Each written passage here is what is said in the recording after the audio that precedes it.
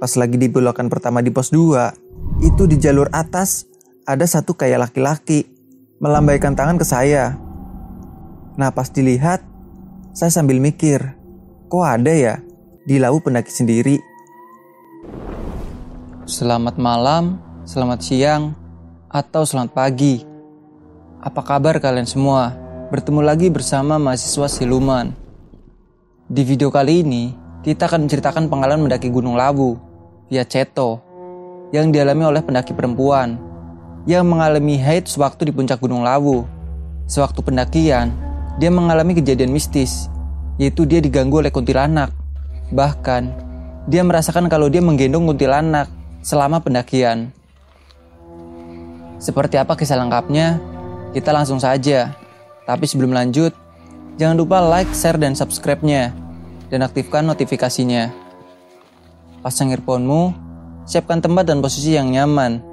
Dan selamat mendengarkan.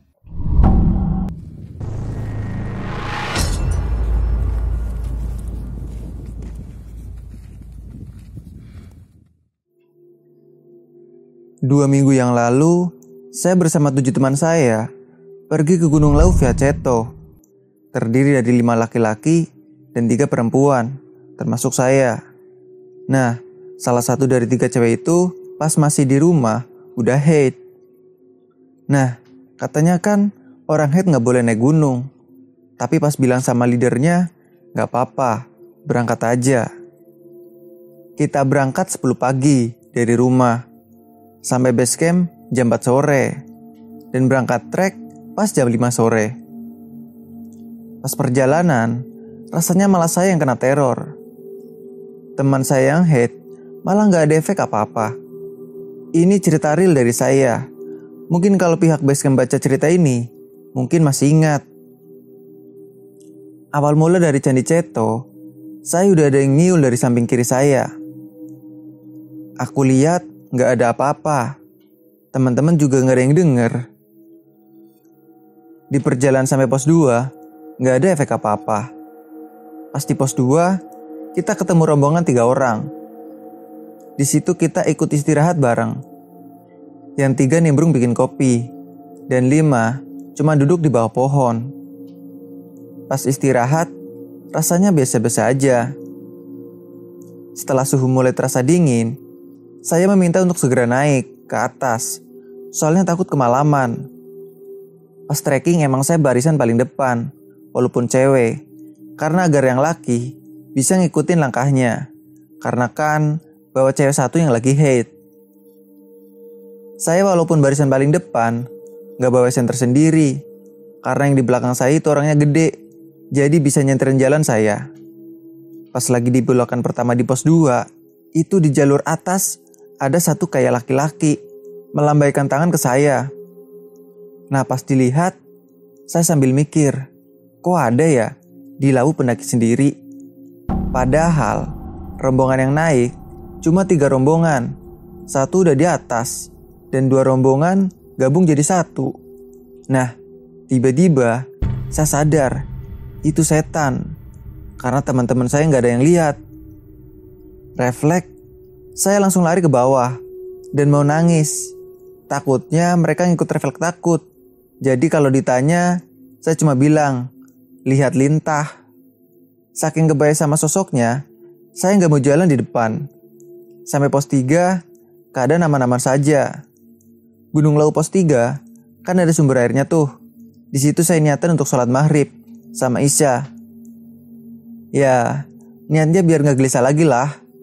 Sambil nunggu teman-teman isi botol minum. Dari pos 3 sampai area camp, alhamdulillah perjalanan lancar. Saya ngecamp di sesudah pos 4, sebelum pos 5. Keadaan kayak udah sekitar jam 3 pagi.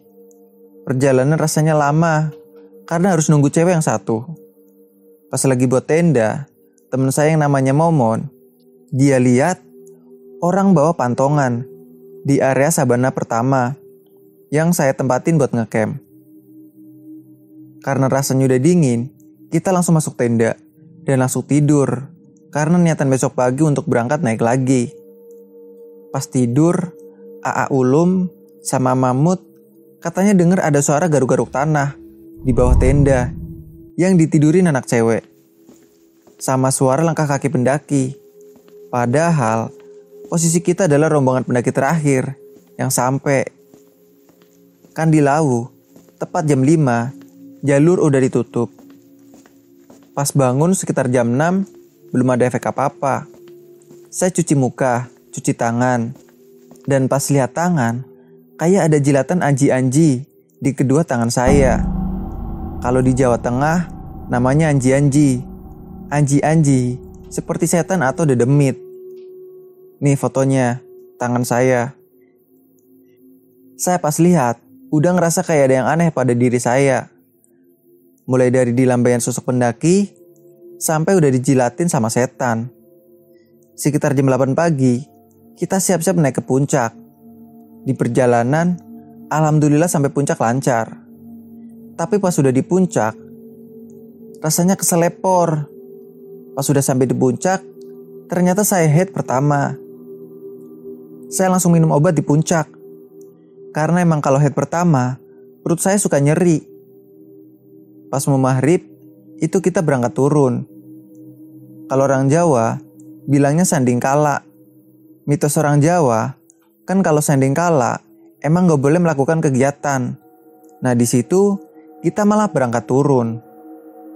Pas turun rasanya udah aneh diri saya. Kok tas keril saya ada yang ganduli, berat tepor. Nanti sedikit-sedikit minta istirahat. Di perjalanan saya gak bawa keril. Keril saya dibawa AA Ulum dan selalu dijagain sama satu orang dari Demak. Namanya Mas Bahri. Dan yang satu rombongan dari saya. Pas jagain, mereka ganti-gantian. Soalnya ada yang gak kuat. Dari pos 4 sampai pos 1, saya ngegendong Mbak Kuntinya. Di perjalanan, saya ngeliat Mbak Kuntinya 3 kali. Yang pertama di pos 4. Yang kedua pas saya istirahat. Yang terakhir, kayaknya dia turun dari punggung saya. Karena di pos 3 sampai pos 1 rombongan saya gak kuat, jagain saya. Akhirnya saya dijagain sama rombongan Demak, Mas Bahri, sama Mas Gondrong. Setiap istirahat, saya selalu mau muntah, tapi gak bisa keluar. Akhirnya saya nangis, cuman bisa nangis. Di perjalanan, saya selalu bawa tasbih dan baca sebisa saya. Sampai akhirnya, tasbih saya ditarik sama Mbak Kuntinya. Di sekitar pos 2, akhirnya pihak dari base camp naik menjemput saya. Pas dijemput, saya cuma bisa diem dan melihat dengan mata sinis. Akhirnya saya nangis dan udah gak betah, mau pingsan. Tapi langsung ditepuk sama pihak orang-orang base campnya. Kalau gak salah, ngomong gini, "Mbak, kamu ini orang hebat. Ayo bangun, istighfar. Dia cuma mau menampakkan sama Mbak. Dia tertarik sama Mbak. Ayo bangun, Mbak." Akhirnya saya bangun dan kulanjutin perjalanan. Tapi di perjalanan, rasanya berat tepor dari pos 4 sampai pos 1. Saya nunduk, karena emang saya ngegendong Mbak Kuntinya. Saya ngerasa perjalanan lama dan berat tepor. Tapi kata teman-teman saya jalan gak ada berhentinya. Sampai-sampai mereka kualah ngikutin saya. Menuju Candi Kletek, Mas Bari sama Mas Gondrong langsung gandeng saya dan nyuruh saya untuk fokus pada senternya saja. Tapi pas menuju Candi Kletek, saya merasa disambut sama makhluk-makhluk di tempat itu. Kuntilanak serasa tambah banyak. Dan pas saya bilang sama Mas Gondrong, ternyata Mas Gondrong juga lihat, tapi dia hanya diam. Sampai di base camp, perut mual dan pusing. Akhirnya saya muntah dan badan terasa lega. Karena badan udah gak berat lagi. Serasa Mbak Kuntinya keluar dari badan saya. Akhirnya saya langsung istirahat dan melanjutkan pulang besok pagi. Karena kalau pulang langsung, udah sekitar jam 10 malam. Di perjalanan pulang, alhamdulillah badan udah enteng. Sampai rumah langsung ngomong sama mak bapak. Dan badan langsung dikasih sawanan. Terus malamnya, langsung dipijitin ke tempat pijet. Selama 3 hari, saya merasa masih diikutin Mbak Kuntinya. Jadi pas tidur, masih ditemenin. Sekian cerita kali ini. Semoga dapat diambil muatan baiknya dan dibuang muatan buruknya. Jangan takut untuk mencoba mendaki gunung. Asal peralatan safety, teman berpengalaman, dan mental yang kuat, dijamin pendakian aman. Sekian, terima kasih. Jika kalian punya cerita perihal pendakian yang ingin kalian share, kalian bisa kirim cerita kalian melalui DM Instagram Mahasiswa Siluman atau melalui email yang tertera di bawah. Semoga video ini menghibur dan bermanfaat. Sampai jumpa di video selanjutnya. Salam lestari, Mahasiswa Siluman.